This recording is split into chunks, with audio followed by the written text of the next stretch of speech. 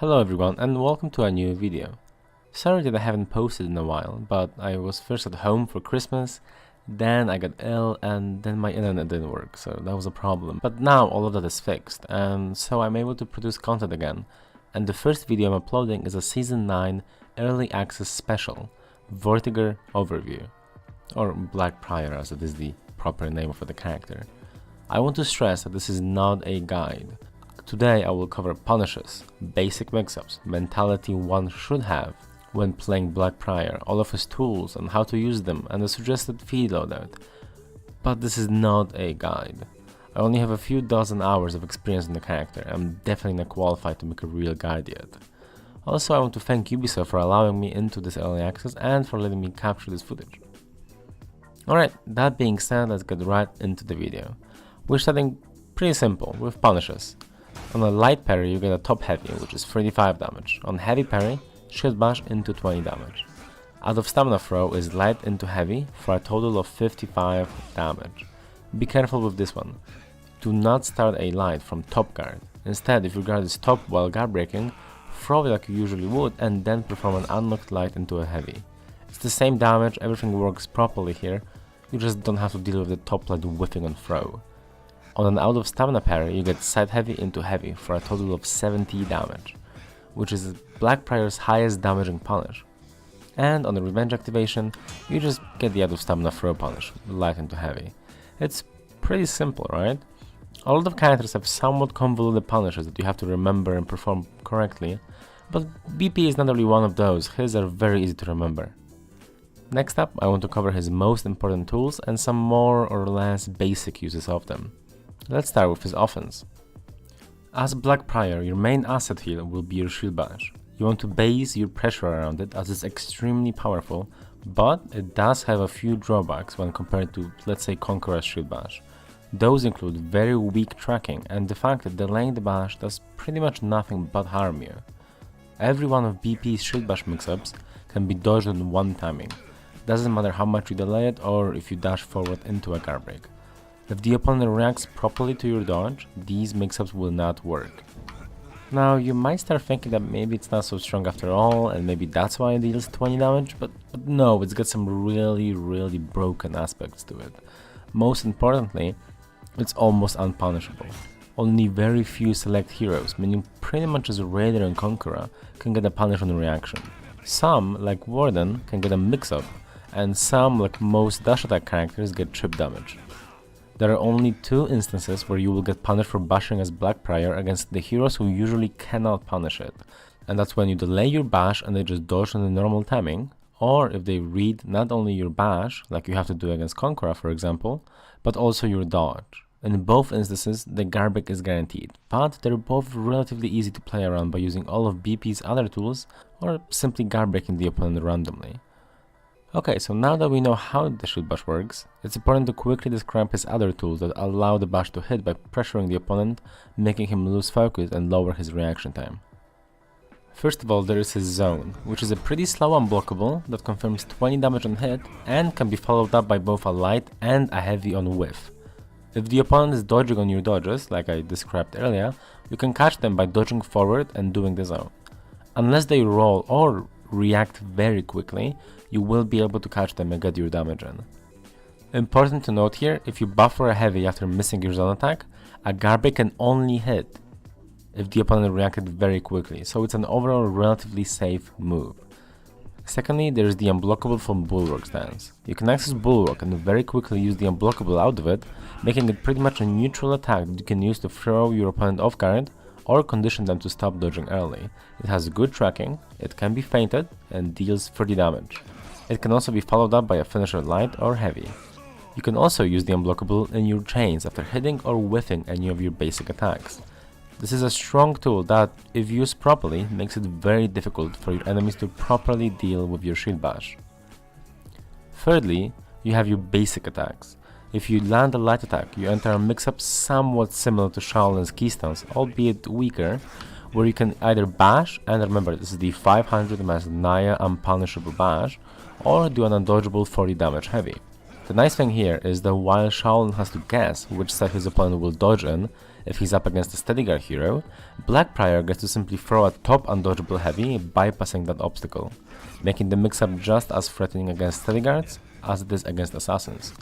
The bash is somewhat reactable, but in your average matchmaking games, or even if you're just trying to climb up in ranked, it will be a very potent tool for sure. And lastly, let's talk about ways to beat rolls as Black Prior. As I've already mentioned multiple times, he's a lot about pressuring the various tools at his disposal, so that the opponent finally slips up, reacts wrong, and for example is about to eat the unblockable heavy, because he dodged too early assuming a bash was coming. However, there is one more thing the enemy is capable of doing, and that's rolling. So how do you deal with that as BP? If it's a side dodge, dealing with a roll is relatively simple, as all you have to do is feint the unblockable and shield bash or use the forward dodge heavy on read. If it's a backdash converted into a roll though, it gets a lot more difficult to actually get damage in. If he does it properly, the enemy can be 100% safe by rolling Vortiger's offense, but it does take quite a bit of practice to get that timing down, and you can slow down the reaction times by using simple, basic attacks as well. So assuming he doesn't quite have it mastered, you can use your forward dodge heavy to catch the roll and get 20 damage in. Alright, so these are all the options available to you in terms of offense when playing Vortiger. Remember to mix these up properly, throw in some heavy feints into bashes, use some basic attacks to lower their focus, utilize the unblockable to catch early dodges. If played well, Black Prior is capable of exerting a large amount of pressure in close quarters, but he does struggle at chasing people down and actually finishing them off. Okay, so now let's move on to his defense, and oh boy is there a lot here. His defense is powerful, and it will be incredibly difficult for heroes based around blockable attacks like Berserker or Orochi to ever damage a competent Black Prior. Just like I did with his offense, I will go through all the defensive moves Vortiger has one by one, and hopefully you guys will be able to follow. First of all, he's got the big one, his full block. It is not like Conquerors or Warlords, where a punish is guaranteed just by blocking, but it has multiple advantages to compensate for that. For one, he can flow into Bulwark stance immediately after blocking, meaning 400 MS light attacks are very easy to deal with after blocking a heavy, for example against the aforementioned Berserker and Orochi. It does not work if you get hit by the heavy, but it is still a very useful tool that eliminates a big part of possible offense in For Honor. When it comes to dealing with feints into guard break while in the stance, you want to try and react to the white smoke of the feint and leave full block when you see it. I'm sure that's either impossible or very difficult on console, but on PC it's quite doable even without much practice. Aside from just blocking attacks, Bulwark stance is able to cancel out of Vortiger's recoveries, which is the most useful after using his light or heavy openers and finishers. Just like I mentioned earlier, this allows Black Prior to follow up with unblockable after hitting or whiffing any of his basic attacks, giving him a pseudo-infinite, where his quote-unquote finishers don't actually finish the chain.